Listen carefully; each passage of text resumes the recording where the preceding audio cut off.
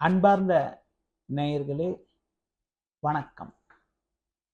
இன்னைக்கு உங்ககிட்ட தந்தை, தந்தை வழி உறவினர்கள் மூலமாக அனுகூலங்கள், தந்தை மூலமாக யாருக்கு நல்ல ஒரு அனுகூலமான பலன்கள் இருக்கும், யாருக்கு தந்தை வழியில தேவையில்லாத நெருக்கடிகள் இருக்கும் என்பதனை பற்றி ஒரு சுருக்கமான ஒரு கருத்தை, ஜோதிட கருத்தை கூற உள்ளேன்.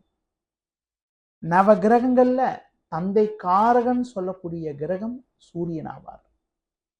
அந்த சூரியன் ஒரு ஜாதகத்துல ஆட்சி உச்சம் பெற்றோ, கேந்திர திரிகோணஸ்தானத்துல இருந்தோ, உபஜயஸ்தானத்திலோ இருந்தோ ஒரு நல்ல நிலையில இருந்தால் தந்தை மூலமாக நல்ல ஒரு அனுகூலங்கள் இருக்கும்.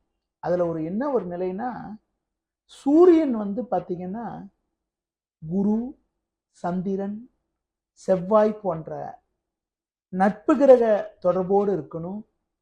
சுக்கிரன் புதன் தொடர்போடு இருந்தால் கூட கெடுதி கிடையாது. ஒரு ஜாதகத்துல சூரியன் போய் குரு சேர்க்கப்பட்டு இருந்தாலோ, அதே மாதிரி உங்களுக்கு சுக்கிரன் புதன் போன்ற கிரக சேர்க்கப்பட்டு இருந்தாலோ, தந்தை மூலமாக நல்ல ஒரு அனுகூலமான பலன்கள், நல்ல ஒரு வளர்ச்சிகள், நல்ல ஒரு வளமான பலன்கள்லாம் அடையக்கூடிய ஒரு அதிர்ஷ்டங்கள் உண்டாகும்.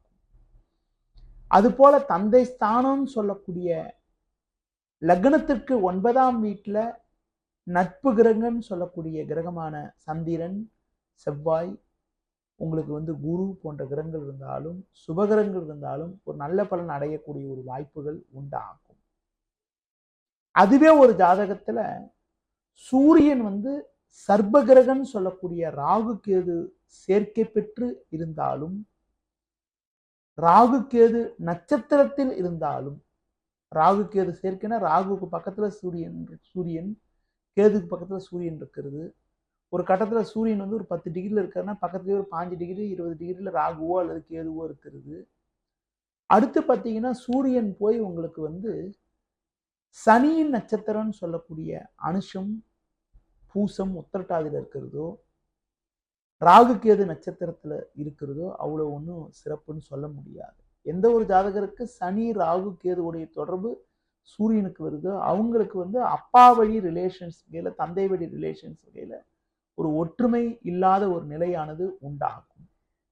அது போல உங்களுக்கு பார்த்தீங்கன்றால் உங்களுக்கு 5ஆம் வீட்டுல பூர்வ புண்ணிய ஸ்தானத்துல சனி ராகு கேது இருந்தாலும், 9ஆம் வீட்டுல சனி ராகு கேது இருப்பதும் அவ்வளவு ஒன்றும் ஒரு நல்ல அமைப்புன்னு சொல்ல முடியாது.